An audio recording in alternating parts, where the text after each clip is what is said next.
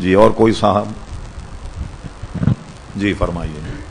کل عصر کی نماز کے دوران کل یہ بتایا گیا کہ متفق فیصلہ ہوا ہے تمام مفتی کا کیا کہ نماز کے دوران ایک ہاتھ کا استعمال کر کے موبائل کی ٹیون بند کر سکتے ہیں. ہاں یہ ہمیں دکھا دیجئے فیصلہ کہاں ہے.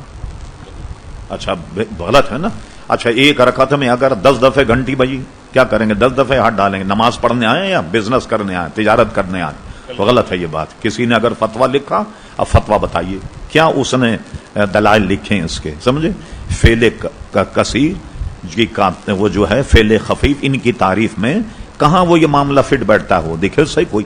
لیکن اب اس میں تو نہیں. ہر یہاں دیکھیے دکان مسجد میں ہر جگہ پوسٹر لگا ہوا کہ موبائل ٹیلی فون بند کیجیے. تو آپ کیوں موبائل ٹیلی فون بند نہیں کرتے؟ اس کو بند کرنا چاہیے, اور آداب مسجد کے بھی خلاف ہے, سمجھ گئے نا. ہو سکتا ہے یہ حدیث میں یہ ہو سکتا ہے, میں فقیہ محدث نہیں. حضور علیہ السلام نے فرمایا ایک وقت آئے گا کہ آدمی کی ران بجے گی, باتیں کرے گی. اب ٹیلی فون جب یہاں ہوتا ہے تو یہ ران سے تو آواز نکل رہی ہو سکتا ہے. حدیث میں اسی کی وہ کی گئی, اور حضور نے پہلے فرما دے ایک وقت آئے گا کہ یہ ران بجے گی اور جوتی کا تسمہ یہ اس سے کلام کرے گا, اور وہ جو بیوی نے اس کے غیر موجودگی میں کام کیا ہو وہ اس سے کلام کرے گا. یہ دوسری کہ آداب مسجد کے تو خلاف. کہ اب ایک امام نماز پڑھا رہا اور گھنٹی بجنے لگے, اب امام کی توجہ ہٹے گی, مقتدی حضرات کی توجہ ہٹے گی, اور نماز کا سب سے بڑا خرابی ہے خشوع اور خضوع متاثر ہوگا. ٹھیک, اور خشوع اور خضوع کیا ہے یہ میں آپ کو بتاتا ہوں, بات نکلی تو سب کے لیے فائدہ مند ہوگا. مشکاہ شریف میں سب سے پہلی حدیث یہی ہے, حدیث جبریل, بہت طویل حدیث. صحابہ کہتے ہیں ایک شخص کو ہم نے دیکھا, بڑا حسین جمیل, ایک دم سفید کپڑے, داڑھی بالکل سیاہ, آن کر کے خلاف معمول حضور کے گھٹنے سے گھٹنے ملا کر بیٹھ گیا. اور ایک روایت میں, اس کی ساری روایتیں جو مختلف طرق پر ہیں دیکھیں تو ایک میں یوں بھی ہے کہ گھٹنے سے گھٹنے ملائے اور حضور کے گھٹنوں پہ ہاتھ رکھ دیا.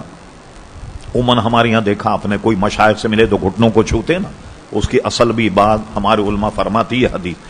اور سلام کیا اور بیٹھ گیا. ایسا کوئی آدمی بیٹھتا نہیں حضور علیہ السلام کے سامنے, یہ ایسا بیٹھا کیونکہ وہ فاصلے سے بیٹھا کرتے تھے.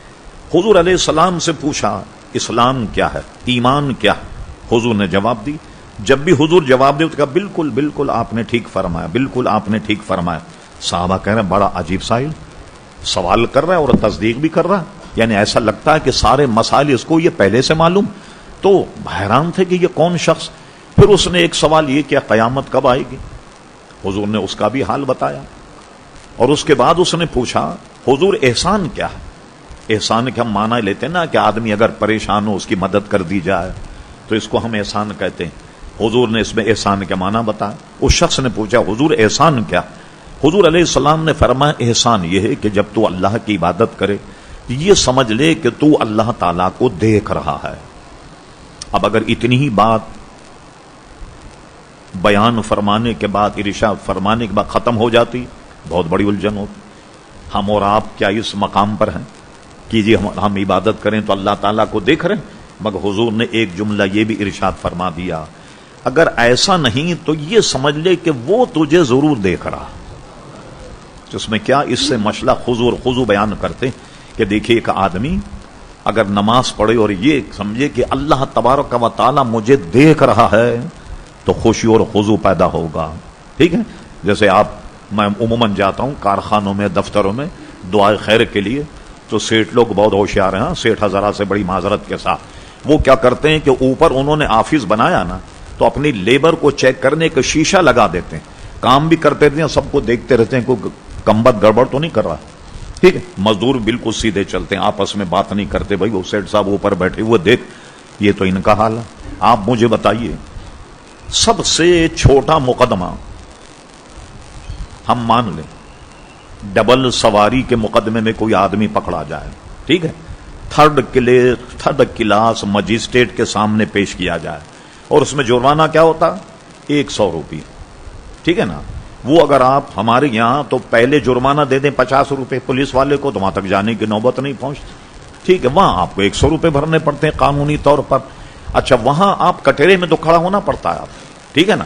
اچھا اب مجھے بتائیے کٹہرے میں کھڑے ہوں اور ٹیلی فون آئے, آپ سنیں گے؟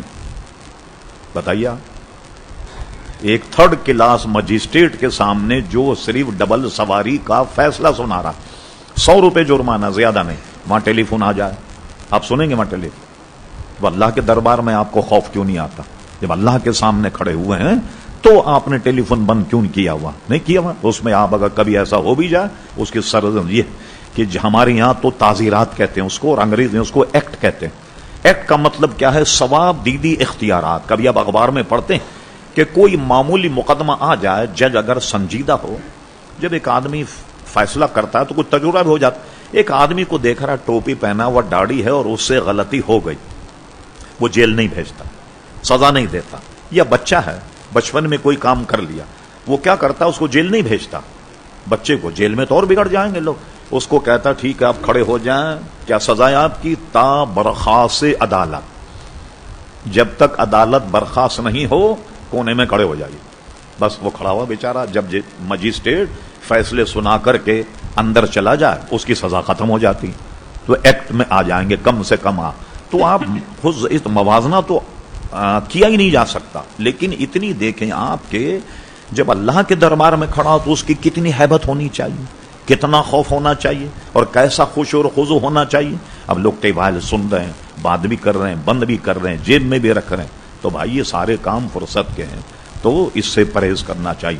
جیسے نماز وقت نیت کرنا ضروری ہے، اسی طرح سب سے پہلے آپ ٹیلی فون کا ٹیٹوا بند کر دیں، گھنٹی بند کر دیں، اس کی کوئی فرض یا واجب نہیں ٹیلی فون کا، اس کو بند کر دیں، اور اس کے بعد ہمیں آپ اس پہ کیا کہتے ہیں وائبریشن پہ رکھ دیں، آپ کسی بھی طرح آپ نماز سے فارغ ہو، دیکھ لیے کس کس کی کال آئی، مسجد کے باہر جا کر کے آپ سن لیں۔ ہم نے تو یہ دیکھ رہے ہیں مسجد میں کس کس کو سمجھا، لوگ سن بھی لیتے ہیں، بات بھی کر لیتے ہیں، گھنٹی بھی بج جاتی، یہ آداب مسجد کے خلاف۔ اور جب آپ بات کریں گے مسجد میں، سرکار کا ارشاد ہے کہ مسجد میں بات کرنا نیکیوں کو ایسے کھا جاتا ہے جیسے آگ لکڑی کو کھا جاتی ہے، لہذا آداب مسجد بہت زیادہ ضروری۔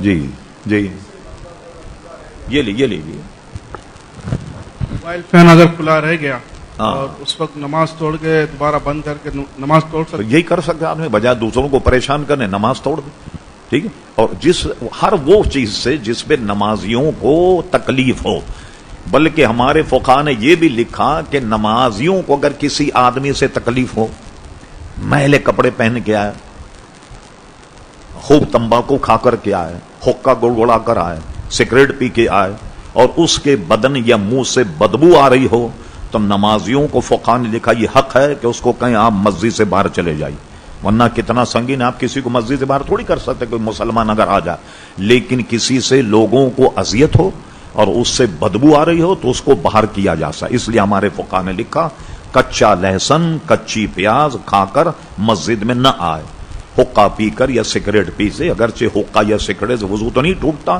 لیکن اچھی طریقے سے کلی کر لے، مسواک کر لے اگر باوضو ہے، اور بہتر یہ ہے کہ وضو کر لے مستحب، اور کم سے کم یہ کہ اچھی طرح کلی کرے کہ منہ سے اس کے بدبو نہیں آئے، اور کسی نمازی کو اس سے اذیت نہ ہو۔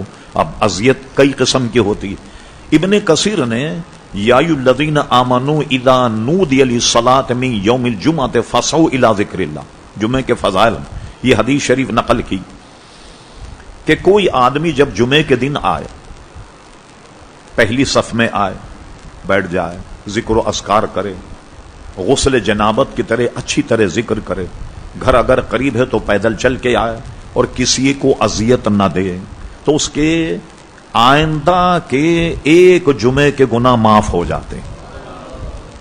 اب آئیے، اذیت کیا ہے؟ لوگوں کے کندھوں کو پھلانگ کر کے آگے جائے۔ ایک حدیث شریف میں ہے کہ جو جمعے کے دن یا کہیں لوگوں کے کندھوں کو پھلانگ کر کے آگے جائے تو اس آدمی کو کل قیامت میں جہنم کا پل بنایا جائے، لوگ اس کے اوپر سے جائیں، تو یہ بھی اذیت ہے ہمارے یہاں۔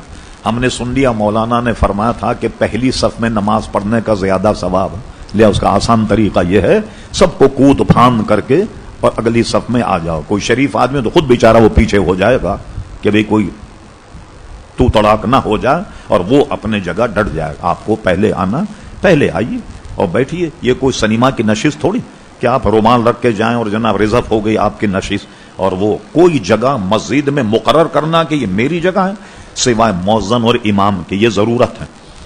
امام کے پیچھے ایسے ایک دو آدمی کا رہنا ضروری ہے کہ امام کی نماز اگر خراب ہو جائے وہ اس کو خلیفہ بنا کر جائیں، یا اقامت کہہ رہا ہو، تکبیر کہہ رہا ہو، یہ تو ضرورت ہے نا ہماری۔ اس کے علاوہ کوئی اپنی جگہ مقرر کرے، اس کو منع کیا گیا۔ اور آپ نے دیکھا ہمارے یہاں عموماً یہ ہوتا کہ جو جگہ اس کی ہے اگر اس پہ کوئی آدمی بیٹھ جائے، ارے صاحب ہمارے یہاں کئی دفعہ یہ ہوا کہ کو پتا نہیں یہ جگہ میری، یہاں بیٹھ گیا۔ کرے بھائی جگہ جہاں جگہ مل جائے، اور اس کی فضیلت سنیے کیا ہے، جہاں جگہ مل جائے وہاں نماز پڑھو۔ یہ لوگوں کی رم سمجھ میں نہیں آئی۔ حدیث شریف میں ہے کہ یہ کیوں فرمایا، کبھی یہاں جگہ مل یہاں پڑھ لیں، وہاں ملے وہاں پڑھ لیں، وہاں ملے وہاں پڑھ لیں۔ کسی کو کوئی پروٹوکول نہیں ہے نماز میں۔ ہاں کوئی عالم آئے، کوئی مفتی آئے، کوئی معزز آئے، دیندار آئے تو اس کی تو ادب اور احترام تو ہر جگہ کیا جائے گا۔ تو کیا ہوگا، جس جس جگہ وہ نماز پڑھے گا کل قیامت میں وہ جگہ اس کے سجدوں کی گواہی دے گی۔ اس لیے پوری مسجد مسجد ہے، جہاں جہاں بھی وہ نماز پڑھے گا تو کل قیامت میں وہ جگہ اس کے نماز اور سجدوں کی گواہی دے گی۔ اس لیے کوئی جگہ مقرر نماز میں ہرگز کسی نمازی کو وہ نہیں کیا جا۔ کئی میں چیزیں دیکھتا ہوں، فتنے کی ہم لوگ سب برداشت کر لے۔ اب نماز میں تھوڑی سی جگہ ہے، کوئی تندرست آدمی گھس جائے، برابر والا پریشان ہو جاتا۔ آپ سوچیں کہ اس کو سمجھا تو یہ کام آنے گا، وہ خود پیچھے ہو جاتا۔ ابھی تو بری بات ہے کہ پہلے وہ آیا اور آپ کے شر سے محفوظ ہونے کے لیے وہ پیچھے چلا گیا۔ آپ لمبے چوڑے آدمی، دو آدمی کی جگہ آپ کو چاہیے تو آپ کھڑے ہو جائیں بیچ میں، لوگ ادھر چلا دیں۔